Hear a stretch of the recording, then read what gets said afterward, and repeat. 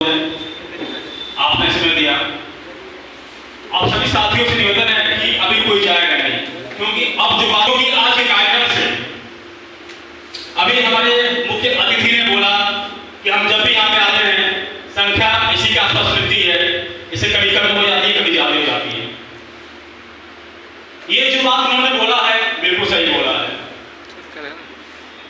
और बोला है तो ये बात हम लोग को लगनी चाहिए,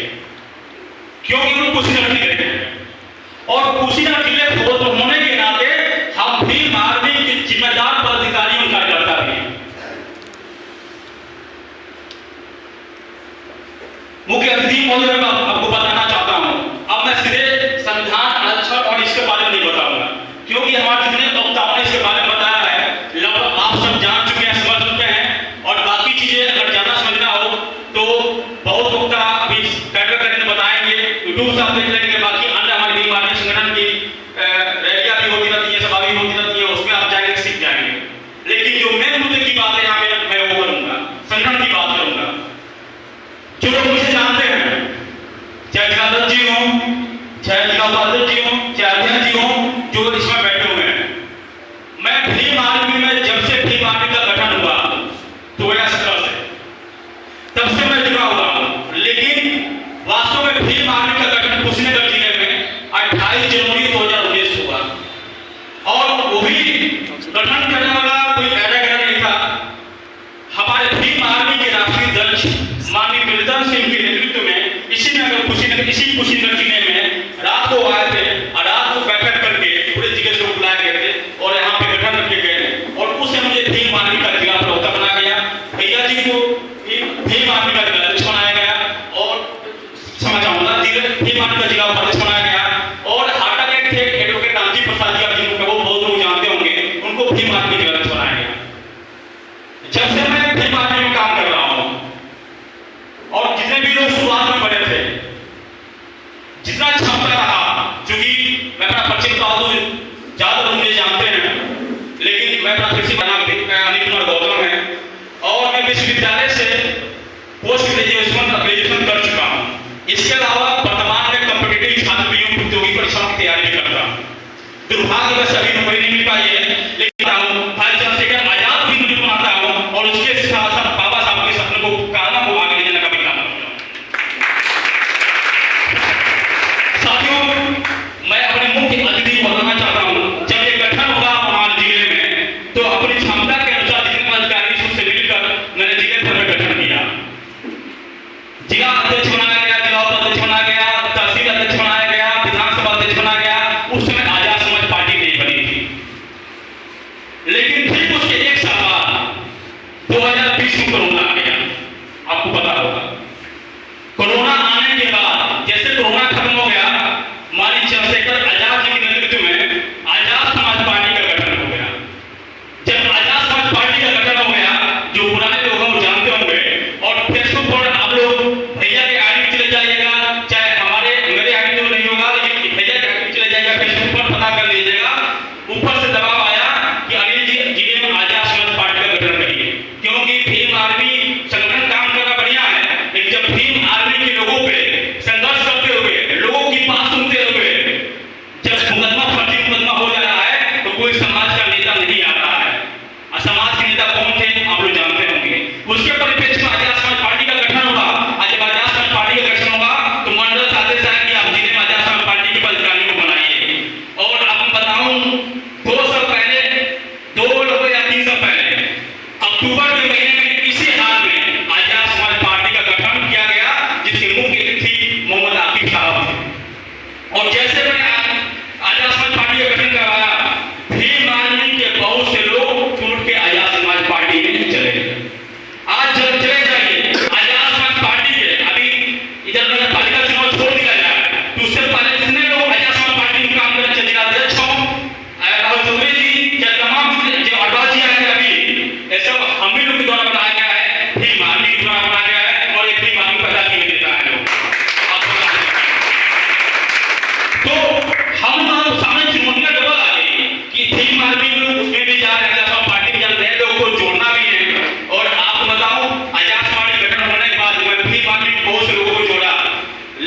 उनकी ये बात रही कि वो इतने निकम्मे लोग निकले कि पद लेकर बैठे रहे लेकिन काम न किए, काम नहीं किए। मुझे मिलने के लिए उन्हीं कार्यकर्ता पदाधिकारी को लागू करिएगा जो भी मानने में काम करते हैं, बाकी आगे चलो तो बाहर निकालिए। ये बात तो सबको जाननी चाहिए। हमारे जो रिचुअल कार्यकर्ता है जो भी मानने में काम करते हैं, मैं बताना चाहूंगा ये अध्ययन अम्बेडकर की है जी, ये जब से भी मानवी जुड़े हुए हैं कोई ऐसा कार्यक्रम नहीं है ये इस कार्यक्रम नहीं आया है। साइकिल संसाधन के पास नहीं था, साइकिल से चल के नौरंगिया से किसी ने कार्यक्रम में आए थे, ऐसे बात मैं सलाम करता हूँ। ये प्रेम प्रकाश भारती जी का जाइए आप, प्रेम प्रकाश भारती मुख्य अतिथि जी ध्यान दिला को विश करना चाहूंगा। प्रेम प्रकाश भारती जी हैं, बैठे प्रेम जी। 28 नवंबर 2022 को अध्यक्ष जी आप ही गवाह हैं, ऑनलाइन मीटिंग पूरे उत्तर प्रदेश के भीम आर्मी जिला अध्यक्षों की हुई थी। उस भीम आर्मी बैठक में माननीय चंद्रशेखर आजाद जी ने कहा जिस तरह आरएसएस वाले अपनी पाठशाला चलाते हैं, अपनी शाखाएं चलाते हैं, उसमें बुला के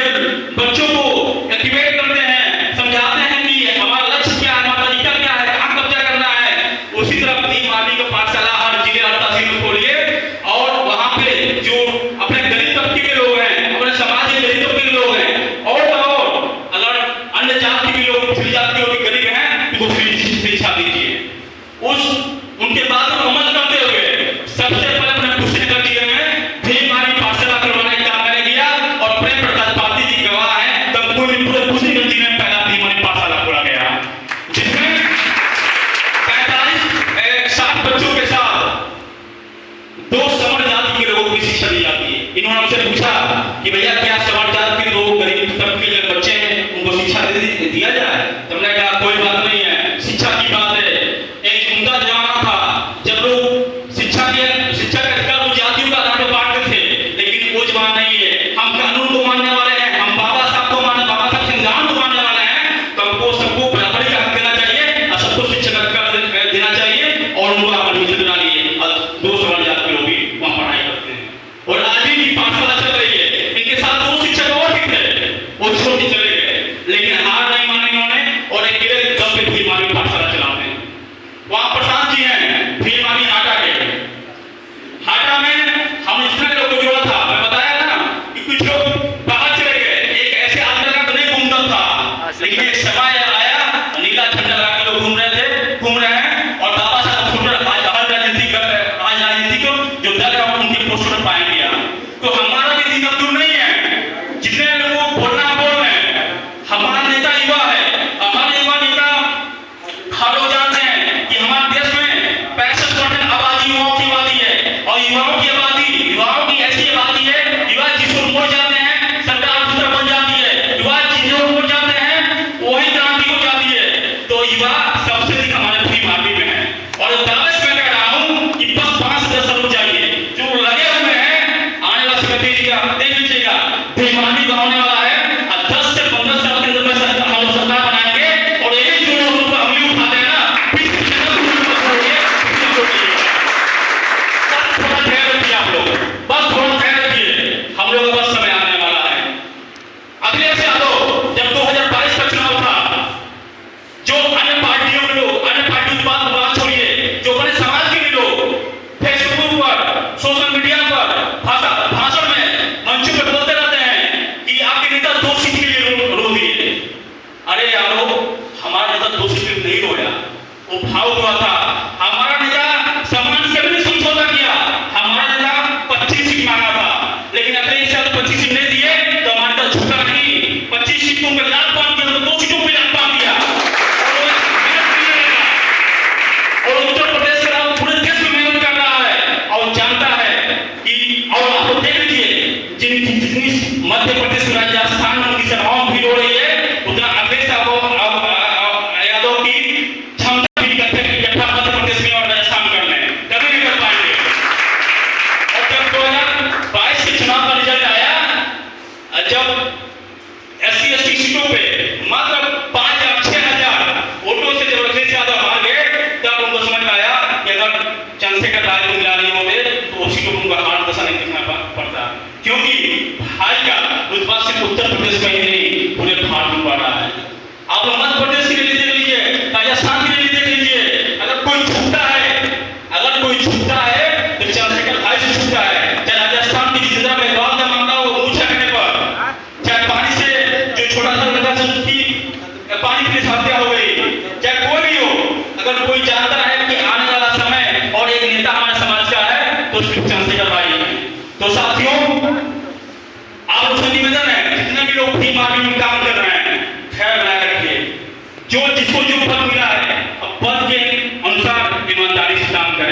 हमारे जिले में 6 तहसील, 7 विधानसभा, 14 ब्लॉक हैं। विधानसभा पार्टी के हाथों में चली गई है, आजाद पार्टी के हाथों में, वो लोग अपना काम कर रहे हैं। लेकिन हमारे जिले में क्या है? हमारे जिले में तहसील है, नगर पालिका है, वार्ड है, ब्लॉक है, ग्राम सभा है, और इन सब पर जिसकी जितनी नियुक्ति हो गई है उस पर मेहनत करें। मेहनत कैसे करना है उसको मैं बताऊंगा। हम नहीं बताया कि हमारे मुख्यमंत्री बताया रहे हैं। आज जो आज की मीटिंग है उनको सबको चाहते हैं, आप आए हैं, पद देना चाहते हैं, वो अभी रुके रहेंगे। बाकी जो भी साथी हैं आज प्रण लें कि हमें संविधान बचाना है, आरक्षण भी बचाना है, और साथ ही साथ चंद्रशेखर भाई को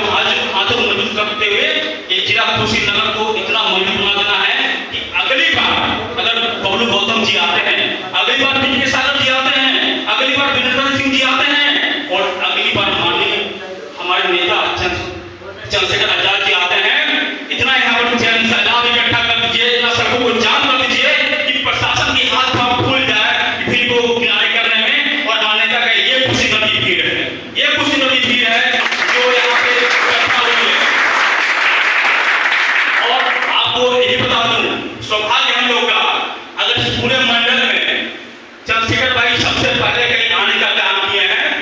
बिहार चुनाव के माध्यम से किस रास्ते आए हैं, तो कुशीनगर जिले में आए हैं। और किसी जिले में सौभाग्य नहीं प्राप्त कराया, पूरा मंडल हम लोग का है, लेकिन चंद्रशेखर भाई पहले आए कुशीनगर जिले में आए। क्यों आए? क्योंकि जानते कुशीनगर जिला कार्य के अंदर कार्यकारिता कितनी मजबूत थी, लेकिन अब कमजोर हो रही है। अब कमजोर नहीं करना है, हमें मजबूत बनाना है। उम्मीद है आप हमारी बातों को, हमारे मुख्य अतिथि की बातों को, जितने हमारे वक्तागण की बातों को सुने होंगे, अमल में लाएंगे, प्रयास करेंगे और अपनी मांग पूरी करेंगे।